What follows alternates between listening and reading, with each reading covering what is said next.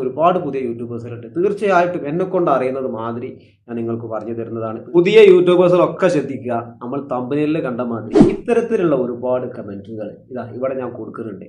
മറ്റ് പല വീഡിയോകൾക്ക് അടിയിലും വന്നിട്ട് കൂട്ടുകൂടാൻ ആരൊക്കെയുണ്ട്, അതേമാതിരി എന്നെ സപ്പോർട്ട് ചെയ്താൽ ഞാൻ തിരിച്ചും സപ്പോർട്ട് ചെയ്യാൻ, അതേമാതിരി 500 ആവാൻ സഹായിക്കുമോ, 1000 ആവാൻ സഹായിക്കുമോ, 300 ആവാൻ സഹായിക്കുമോ, ഇത്തരത്തിലുള്ള ഒരുപാട് കമൻസുകൾ പല വീഡിയോകൾക്ക് അടിയിൽ ചറ ഒരുപാട് കാണുന്നുണ്ട്. സത്യത്തിൽ പുതിയ യൂട്യൂബേഴ്സുകളൊക്കെ ശ്രദ്ധിക്കുക. ഇത്തരത്തിൽ നമ്മൾ ഉണ്ടാക്കുന്ന സബ്ബുകൾ നമുക്ക് നിലനിൽക്കൂല, അത് ഓട്ടോമാറ്റിക്കായിട്ട് കുറഞ്ഞു പോകും.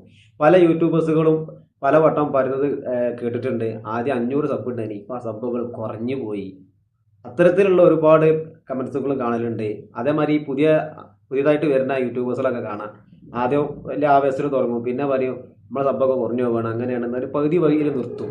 സത്യത്തിൽ ഇങ്ങനെ ഒരിക്കലും നമ്മൾ സബ് ഉണ്ടാക്കരുത്. ഇത്തരത്തിലുള്ള സബ് ഉണ്ടാക്കിയത് കൊണ്ട് നമുക്ക് ഒരു നേട്ടവുമില്ല, അത് ഓട്ടോമാറ്റിക്കായിട്ട് നഷ്ടപ്പെട്ടു പോകും.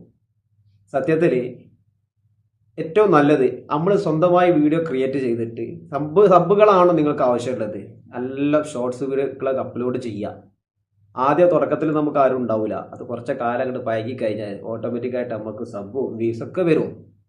അപ്പോൾ എന്ത് ചെയ്യാലോ, പുതിയ യൂട്യൂബേഴ്സിൽ ഒരിക്കലും തമ്മിൽ മറ്റു വീഡിയോകൾക്ക് അടിയിൽ പോയിട്ട് കമൻറ്റുകളിലൂടെ അങ്ങോട്ടും ഇങ്ങോട്ടും സബ്ബുകൾ ഉണ്ടാക്കിയിട്ട് ഒരു കാര്യമില്ല. നിങ്ങൾക്ക് ജെന്യുവനായിട്ട് നിങ്ങളെ വീഡിയോ കണ്ട് ഇഷ്ടപ്പെട്ട് വരുന്ന സബ്ബുകൾ മാത്രമേ നിലനിൽക്കുള്ളൂ. ഇത്തരത്തിൽ വരുന്ന സബ്ബുകൾ അതൊന്നും നിലനിൽക്കൂല.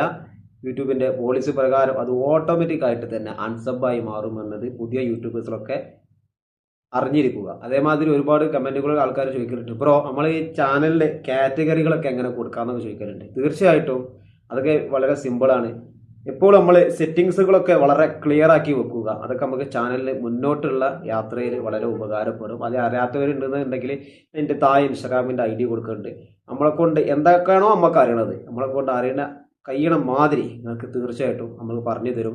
അതേമാതിരി ഓരോ വീഡിയോൻ്റെ അടികളിൽ നമ്മൾ ടാക്സുകൾ കൊടുക്കുന്നത്, അതേമാതിരി ക്രോമുകളൊക്കെ എങ്ങനെ ഓപ്പൺ ചെയ്യുക, അങ്ങനെയൊക്കെ ഒരുപാട് ചെറിയ ഒരുപാട് സെറ്റിങ്സുകളൊക്കെ അറിയാത്ത ഒരുപാട് പുതിയ യൂട്യൂബേഴ്സുകളുണ്ട്. തീർച്ചയായിട്ടും എന്നെക്കൊണ്ട് അറിയുന്നത് മാതിരി ഞാൻ നിങ്ങൾക്ക് പറഞ്ഞു തരുന്നതാണ്. തീർച്ചയായിട്ടും എൻ്റെ ഈ കാണുന്ന ഇൻസ്റ്റാഗ്രാം ID വന്ന് കോൺടാക്ട് ചെയ്യുക. തീർച്ചയായിട്ടും കഴിയുന്ന മാതിരി ഞങ്ങൾക്ക് പറഞ്ഞു തരും.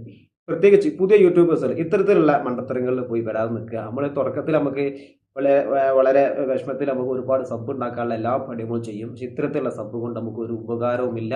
നമുക്ക് കൂടുതൽ അത് ടെൻഷൻ വരാനുള്ള സാധ്യതയാണ്. കാരണം ഒരുപാട് സബ് ഉണ്ടാക്കി അത് കുറച്ച് കഴിഞ്ഞിട്ട് ഓട്ടോമാറ്റിക്കായിട്ട് കുറഞ്ഞു പോവാം. പുതിയ യൂട്യൂബേഴ്സൊക്കെ ശ്രദ്ധിക്കുക, ഇത് വലിയ മണ്ടത്തരമാണ്. ഒരിക്കലും മറ്റു വീഡിയോകൾക്ക് അടിയിൽ പോയിട്ട് സപ്പോർട്ട് ചെയ്യുക, അങ്ങോട്ടും ഇങ്ങോട്ടും ചോദിക്കുന്ന പരിപാടികൾ നിർത്തുക. അതുകൊണ്ട് ഒരു ഉപകാരവുമില്ല. തീർച്ചയായിട്ടും നിങ്ങൾക്ക് അറിയുന്ന അറിവുകളൊക്കെ വീഡിയോൻ്റെ അടിയിൽ കമൻറ്റ് ബോക്സുകളിൽ രേഖപ്പെടുത്തുക.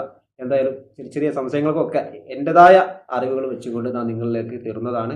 തീർച്ചയായിട്ടും അത്ര സംശയങ്ങളൊക്കെ ചെറുതുണ്ടെങ്കിൽ താഴെ കാണുന്ന ഇൻസ്റ്റാഗ്രാം ID ഒന്ന് കോൺടാക്ട് ചെയ്യുക. ഓക്കെ, മറ്റൊരു വീഡിയോയുമായി വീണ്ടും വരാം. ആദ്യമായിട്ടാണ് നമ്മളെ കാണുന്നതെങ്കിൽ എല്ലാവരും ഒന്ന് സപ്പോർട്ട് ചെയ്യുക, നല്ല കമൻസുകളൊക്കെ ചെയ്യുക. ഓക്കെ.